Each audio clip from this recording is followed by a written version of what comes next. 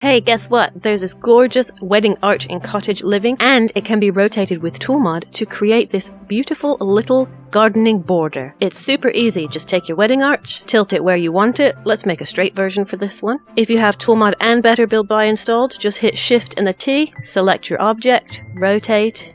Let's change the axis. Let's do -90 or 90 degrees, doesn't matter. We're going to elevate it by, let's say, 0.1, just so that it's not too deep into the ground. Then we're going to hold the Shift and the Alt key down at the same time, click on it to duplicate it. Then we're going to hit rotate again. This time we're going to change the axis so that it looks like this. We're going to rotate by 180 degrees, 180, and then you've got one on the other side. Now for this one, you can see that it doesn't quite align very well, so we're going to tilt it a little bit and see if that helps. So we're going to rotate again. We're going to change the axis so that it looks like this. And let's say we'll do it by -3. Okay, maybe a little more, but let's do the other one. So we're going to select that one. We're going to rotate it. This time, let's rotate by 2. Okay, wrong direction.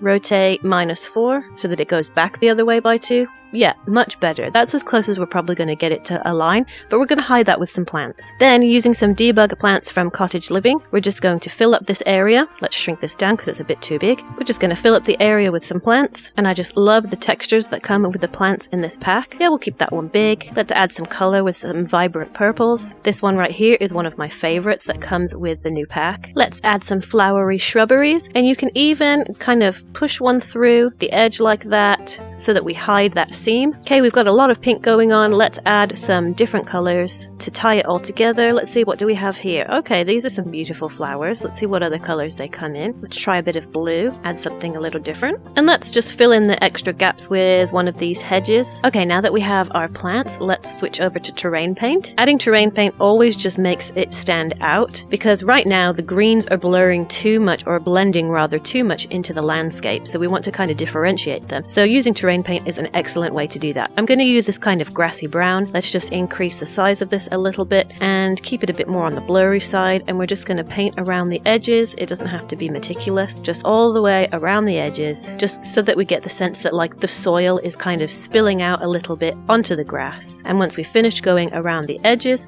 I'm going to go in with a darker color. So let's jump down. I believe this one has the darkest. Let's see. Let me just double check which one's darker.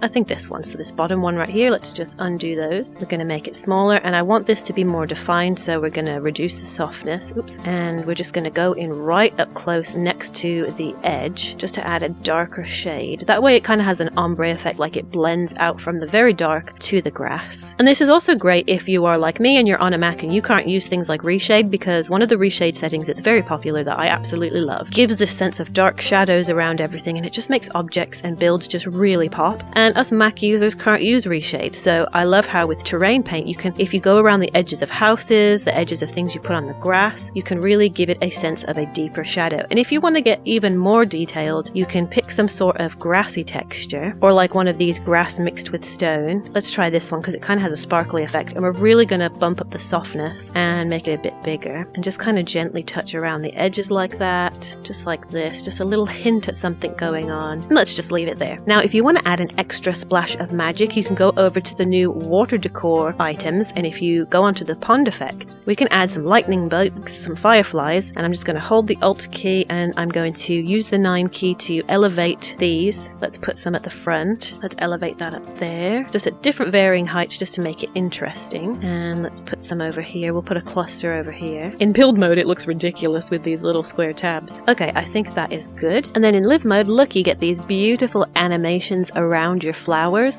You can also use other bugs that come with it, or you can use the bugs from Outdoor Retreat. I have a tutorial on how you can size them down and use those, like the butterflies and the fireflies from that as well. But anyway, I thought I came up with this little idea today and I thought I would share it with you. And until next time, I freaking love you guys.